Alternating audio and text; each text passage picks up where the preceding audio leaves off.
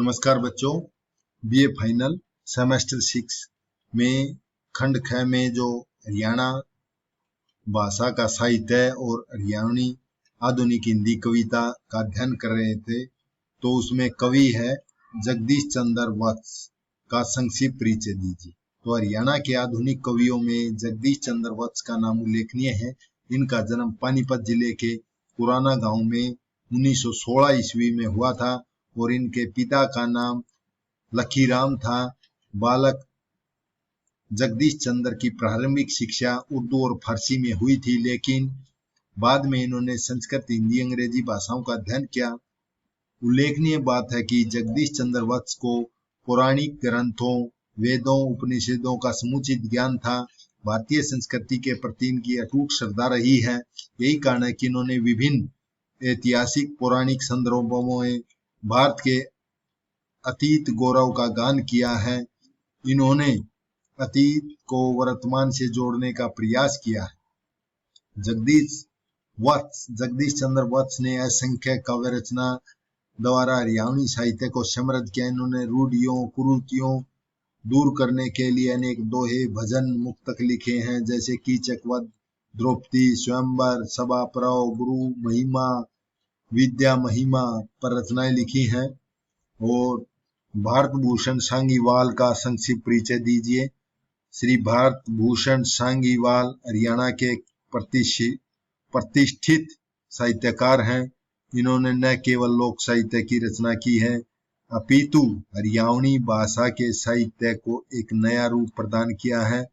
गद्य पद्य दोनों रूपों में इन्होंने साहित्य रचना की है। श्री भारत भूषण का जन्म 1921 में रोहतक जिले के सांघी गांव में हुआ था। इनके पिता का नाम छोटे लाल था। एक प्रतिभा संपन्न बालक थे और ब्राह्मण परिवार में जन्मे बालक भारत भूषण ने यौवन काल में ही शिव स्तोत्रम नामक काव्य रचना की थी। आगे चलकर इन्होंने शास्त्री, साहित्य रत्न, आयुर्वेद की उपाधियां भी अर्जित की हैं।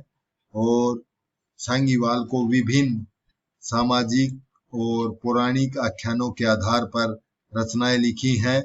जैसे काव्य थे, इनके काव्य रचनाएं थी कीचक वध, छत्रपति शिवाजी, रानी लक्ष्मीबाई और सूरज चांद, भारत भूषण अग्रवाल का गुच्छा, आजादी के परवाने, हरियाणवी, गीतांजलि, महाराणा प्रताप, हकीकत राय और चंचल कुमारी, स्वामी दयानंद सरस्वती सांग भी लिखे हैं। इन्होंने किस्सा चांद कौर, किस्सा सूरज कौर, सरदार भगत सिंह, सरदार उधम सिंह, नेताजी सुभाष चंद्र बोस, एकांकी भी लिखे हैं। दीवे तले अंधेरा, धरती के लाल थोड़े बच्चे होते हैं। इस प्रकार सूरज चांद पर हरियाणवी साहित्य अकादमी पुरस्कार देकर इनको सम्मानित किया है। अगला कवि है कंवल हरियाणवी का संक्षिप्त परिचय दे। कंवल हरियाणवी का जन्म कैथल जिले का पाई नामक गांव था। इनका जन्म 9 मई 1927 को हुआ था। केवल राम व्यास इनके पिता का नाम था। काफी समय तक भारतीय सेना में सूबेदार के पद पर काम करते रहे। बाद में सेना से सेवानिवृत्त होकर के हरियाणवी भाषा में साहित्य लेखन आरंभ किया और हरियाणवी लोक जीवन में अत्यधिक प्रभावित रहे। और कहानी लेखन में कंवल हरियाणवी का विशेष स्थान है। जैसे इन्होंने कहानी लिखी थी लीक पुरानी, मोड़ नया, लौट आओ प्रसिद्ध कहानी है। 6 कहानियां अप्रकाशित भी हैं इनकी। कंवल हरियाणवी हरियाणा के साहित्यकारों में से एक है जो हरियाणा की लोक भूमि से जुड़े हुए हैं। ये हरियाणा में सामाजिक समस्याओं से जुड़े हुए हैं। इन्होंने सामाजिक विषमताओं का सर्वाधिक वर्णन किया है।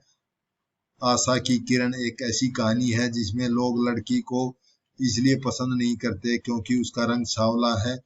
इस पर वे दहेज की लंबी चौड़ी मांग रखते हैं, लेकिन मुनीष दहेज प्रथा के विरुद्ध है। उसके माता पिता दहेज के लिए शर्त लगाते हैं तो वह बिगड़ जाता है और कहता है कि मन्ने पसंद से कमला मैं आखिरी सांस तक देखूंगा उसकी बाट। इस प्रकार मुनीष के माता पिता को मजबूर होकर के रिश्ता स्वीकार करना पड़ता है।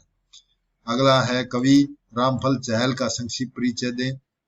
भिवानी जिले के निमड़ी गांव में 1956 में हुआ था। हरियाणा के लोक जीवन का सूक्ष्म ज्ञान और ये उनके पहले पहलू से भली भांति परिचित है।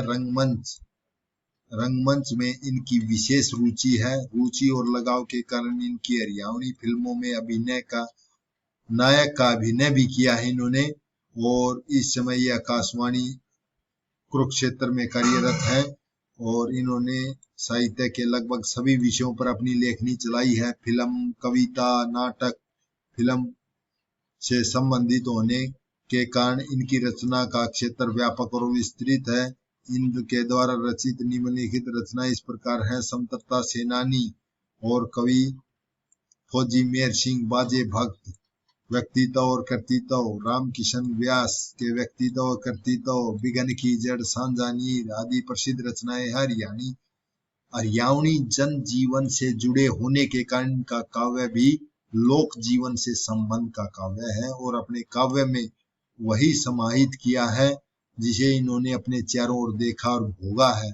सांझा शीर नाटक के अंतर्गत वे अपने यथार्थवादी यानी कि हूबहू दृष्टिकोण का प्रतिपादन करते हैं। जब बड़ा भाई परेशान होकर संन्यास होने की बात करता है तो छोटा भाई तुरंत बुद्धि से यह अंदाजा लगा लेता है कि बड़े भाई के सन्यासी बन जाने पर मुझे ही उसके परिवार की जिम्मेदारी निभानी होगी। तब वह अपनी स्वार्थपरता के कारण अपने बड़े भाई को सन्यासी बनाने से रोकता है। अतः स्पष्ट हो जाता है कि रामफल चहल के काव्य में समाज के यथार्थ का चित्रण प्रस्तुत हुआ है। अब पहला गद्य आ जाता है। हरियाणवी भाषा में लिखा गया पहला उपन्यास कौन सा है? झाड़ू फ्री। तो झाड़ू फ्री का संक्षिप्त परिचय है। झाड़ू फ्री के रचनाकार हैं श्री राजाराम शास्त्री। विरचित एक सामाजिक उपन्यास है। उपन्यास का कथानक हमारे समाज का सजीव चित्रण करता है और उपन्यास की कथा दो ऐसे नायक नायिकाओं की कथा है जिसमें एक नायक वैसे तो लड़की को पसंद करके विवाह करता है, परंतु भूल से वह किसी दूसरी लड़की को पसंद कराता है। विवाह के बाद जब बात खुलती है तो उसे अपनी भूल का ज्ञान होता है और वह उस लड़की का परित्याग कर देता है। उपन्यास के दूसरे नायक का विवाह अचानक होता है। वह भी युवती के प्रथम दर्शन के बाद उसे त्याग कर चला जाता है। तो पहले नायक की पत्नी सुशील थी। उसे भरोसा था कि वह अपनी सेवा से नायक का दिल जीत लेगी। तो दूसरे नायक की पत्नी नारियल की भांति ऊपर से कठोर अंदर से विनम्र थी। प्रस्तुत उपन्यास में लेखक ने पूरे मनोवैज्ञानिक रूप से दोनों जोड़ों के घात प्रतिघात संघर्षों का चित्रण किया। उपन्यास के उद्देश्य के बारे में लेखक ने उपन्यास की भूमिका में लिखा है। झाड़ू फ्री जहां अपने प्रदेश के लोगों को अपने प्रदेश की प्रतिभा से परिचित कराने का है। हरियाणा की लोक मंच का प्रथम प्रयास है और वहां भारत की भाषा शास्त्रियों के लिए एक खुला चैलेंज भी है। हरियाणवी भाषा को लोग प्राय एक बोली से अधिक नहीं महत्व देते, बल्कि वास्तविकता यह है कि इसमें एक भाषा के पूर्ण गुण विद्यमान है। जाहिर है कि उपन्यास हरियाणवी भाषा का महत्व प्रकट करने के लिए लिखा गया है। उपन्यास का सामाजिक उद्देश्य तो है ही। अगला है समझनीय की मर।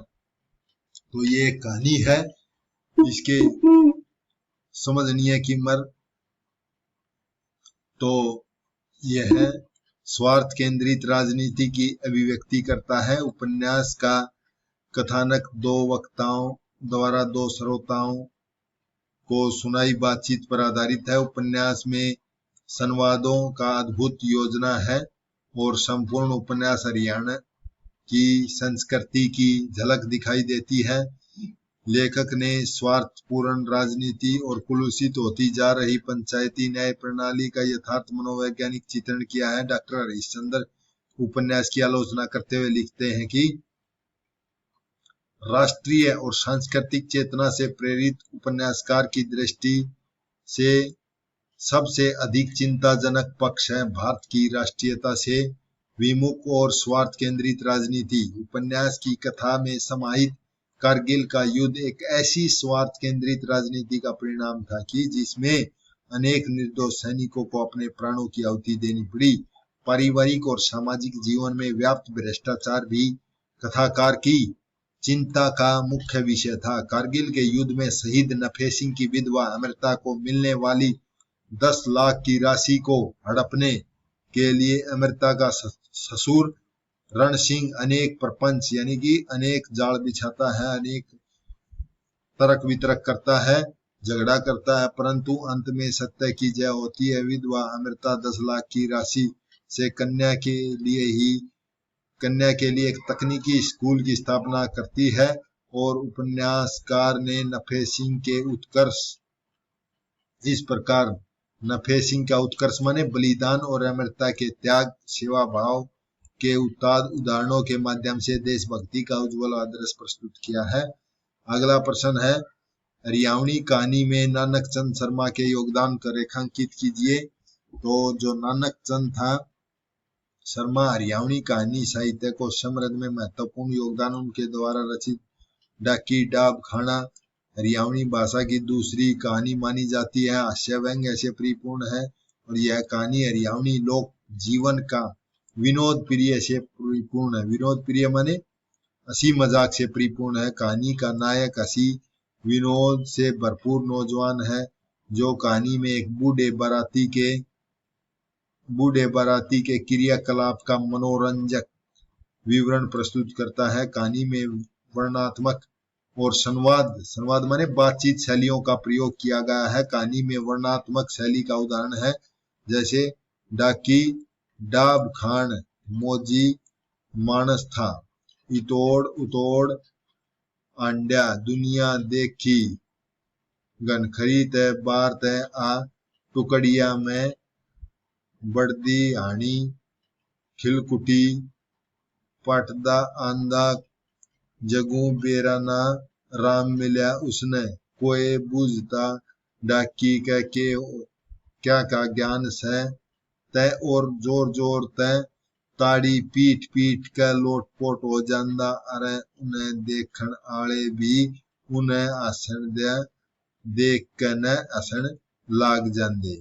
तो उपयुक्त शीर्षक में कहानी 1969 में ग्रामीण कार्यक्रम के अंतर्गत आकाशवाणी के दिल्ली के केंद्र से प्रकाशित हो चुकी है। हालांकि नानक चंद ने अधिक हरियाणवी कहानी नहीं लिखी है, फिर भी उनकी कहानी में हरियाणवी कहानी के विकास में मील का पत्थर माना जाता है। और अगला है, हरियाणवी कहानी के विकास में रघुवीर सिंह मथाना के योगदान पर प्रकाश डाले।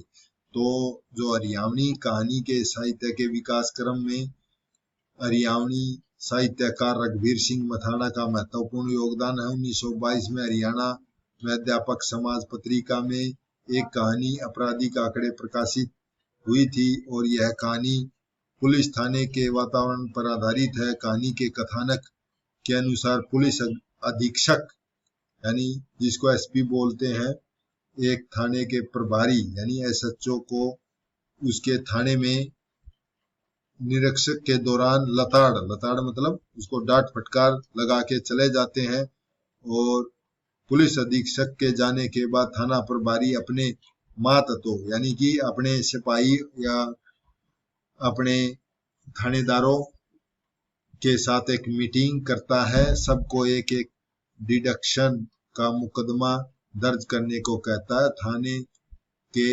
मातहत यानी कि जो थाने के मुलाजिम थे, कर्मचारी रात को बस स्टैंड और रेलवे स्टेशन में गरीब लोगों को ला करके विभिन्न अपराधों में बंद कर देते हैं। इस प्रकार अपराधी का आंकड़े जुटाते हैं। तो उपयुक्त कहानी में हरियाणा के थानों के वातावरण, थाना प्रभारी की बौखलाहट और पुलिस कर्मचारियों के व्यवहारिक हरियाणवी कार्य प्रणाली का मूर्त रूप प्रकट करती है। तो इस प्रकार हरियाणा के साहित्य में विशेष योगदान रहा है।